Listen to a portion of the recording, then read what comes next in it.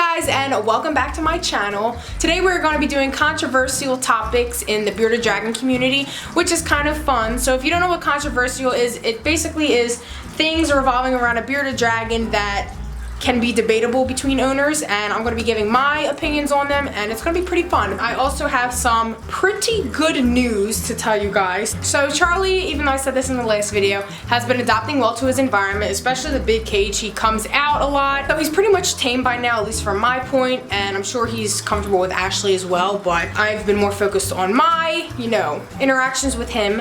What else? Oh, Sin. So you see how I said that Sin needs to be assisted fed?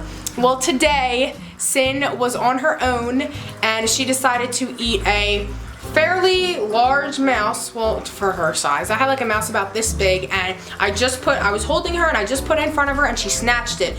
Usually when I have to assist feed her, or when I used to have to assist feed her because she would not eat anything no matter what, I had to hold her head, and pretty much just like you do with the bearded dragon, you can like clamp a little bit on the back jaw and they'll open their mouth, and you just, gently. I didn't really have to, like, I know some snake owners have to like push the mouse in there, but I didn't. When her mouth was open, I just put the mouse like right where her mouth is, and then she ate the rest. So I didn't really have to assist feed her that much. I just dangled in front of her today and she went right for it. So that's great, and I'm proud to share that news because that's one less animal that I have to worry about that doesn't eat or anything like that. Not that I have animals who don't eat, because they all eat, but Sin was the main one I was worried about not eating. So yeah, Sin is all grown up. So that was pretty much it for the updates, just a little quick thing. So let's get into the video. Okay everyone, so kick back, relax, and grab your lizards and let's get into it. Alright, well, Fitz will not stay still, guarantee you, so I don't know how much of Fitz you guys will see, but I'm gonna hope she stays on my shoulder for as long as possible. And she's gone. Okay. Oh my god. I don't know how long Fitz is gonna stay there, and Kit Kat just walked in the room, so the chances of her staying here are very slim, but we're gonna go for it. It's always hectic in Taylor's world. Okay. Alright, so I came up... It's please! Alright, so I came up with 5 topics that are controversial in the Bearded Dragon community, and I will be giving my opinion on them, and feel free to disagree with me if you guys want. Leave your comments down below on your opinions on these controversial topics, and maybe we can agree or agree to disagree. And there goes Fitz, so I'm sorry guys. This is probably the best you'll get of her right now. Alright, so the first controversial topic we have is sand.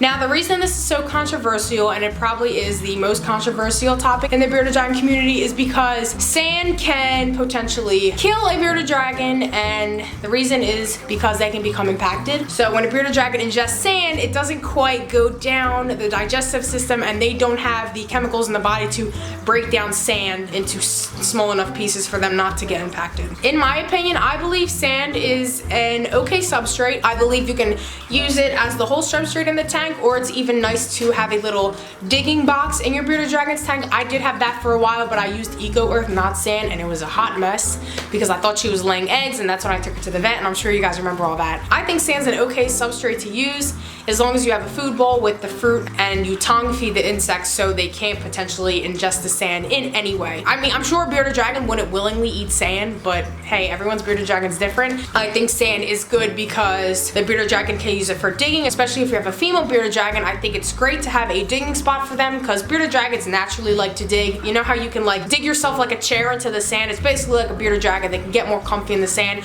So I do think sand is okay. It's just you have to use it with precaution, and you do definitely have to do your research and know how to use sand in the bearded dragon before you use it. So don't just get sand as your first substrate, because you definitely want to look into it before you use the sand, because again, it can potentially kill your bearded dragon. The next controversial topic that people always comment on my videos that I'm wrong for doing is the tube UVB light versus the coil UVB light. The reason why you should use a tube light is because the tube light reaches the whole tank. Wherever your bearded dragon is, they're bound to get UVB. This is all based on me owning Fitz. I know Fitz sits one spot in her tank all the time. She doesn't move, she doesn't sit anywhere else but on her hammock, and that's where the heat lamp and the UVB bulb is.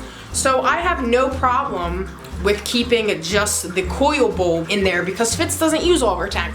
If your bearded dragon occasionally doesn't stay under the heat lamp where your UVB coil is, then a tube light would be understandable. I just don't feel like I really need one because Fitz gets the right amount of UVBs, she gets the right amount of calcium. I took her to the vet and she said that Fitz is in tip-top condition, and I actually can use a Coil bulb. It's just, there's a specific brand, it's called Reptisun, and I think it's like 5.0 or something like that. I could probably put a picture right here of it. This is the one I use. The vet said this is pretty much the best of the best you can use for the Coil bulbs. They are pretty pricey, but I definitely do recommend it because you don't want to play around with a UVB bulb. I think the tube lights are great. It definitely can ensure your bearded dragon gets the right amount of calcium, but again, in my opinion, I just don't think it's absolutely necessary, and I don't think people should be so nitpicky with it if you do have a Coil bulb, because the Coil bulb does the same thing as the tube light. The tube light may give it off stronger and it may reach all of the tank. That's why if you use a Coil, just make sure you have a really good Coil bulb. Don't get some cheap little one because it's not going to do the job. And I know another thing goes around with using Coil bulbs, it can cause eye problems, but obviously if your bearded dragon is starting to show signs of eye wear or any kind of infection in the eye or anything different, I would definitely go to a vet. But that's literally with anything, whether you have a tube, a Coil, or not. Just always watch your bearded dragon. Another controversial topic will be using superworms as a staple diet. I don't know how much of a controversial topic this is in the community, but I know it is often questioned in my bearded dragon care. The reason why I started superworms is because I lived with my parents, and I'm sure this is for everyone's parents, so this is why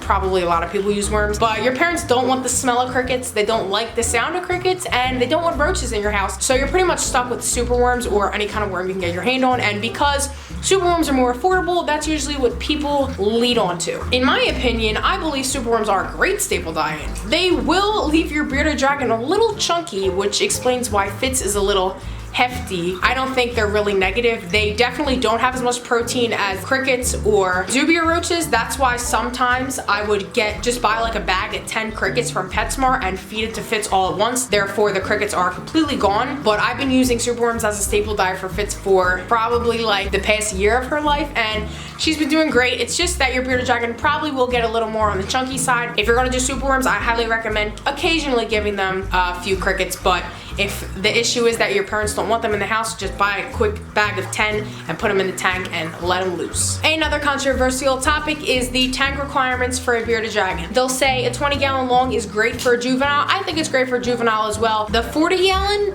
like as your bearded dragon starts getting bigger, the 40-gallon just won't cut it. So it just won't cut it at all. Fitz has definitely outgrown the 40-gallon, and that's why I'm getting her a new tank, because she's pretty much half the size of the tank now, and I definitely just recommend going after the 20-gallon, or if you want to go straight to a 75-gallon with a juvenile in it, that's fine. You could use a divider if the space is too big for them, but I highly recommend just going right to a 75. Don't waste your time with the 40-gallon. They'll definitely grow out of it, and it's just kind of small for them. But let's just say the 40-gallon is the absolute minimum, but I highly recommend getting a bigger one. The last controversial topic I have for bearded dragons is brumation. So a lot of people think that your bearded dragon has to brumate, but they don't have to brumate. Fitz, within the 2 years she's been alive, she has not brumate. She never showed any signs of brumation. Your bearded dragon doesn't have to brumate. So if your bearded dragon doesn't brumate, don't worry about it. It's pretty normal. The reason for this is because when it gets colder, they basically hibernate. So the bearded dragon will go to sleep for days to weeks to even months. My bearded dragon doesn't brumate, and a lot of your bearded dragons probably don't brumate because you keep the tank temperature the same all year round. If you're the type to put your bearded dragon into brumation, then that would mean you're lowering the temperatures for a certain amount of days, weeks, or months, so your bearded dragon can brumate. But if you're just keeping them at the same temperature, then you don't really have to worry about brumation at all, because they won't go into it because it's not going to get colder, and they won't think it's wintertime because it's always hot. So guys, I hope you enjoyed that video. I had a lot of fun doing it. Leave your comments down below what you guys think is right and what's wrong in the bearded dragon community. I love to hear your guys' opinions. I hope this was interesting to watch and to hear something from my point of view. Thanks for watching, and stay tuned for the next video. I know you guys have been missing these bearded dragon videos. I know it.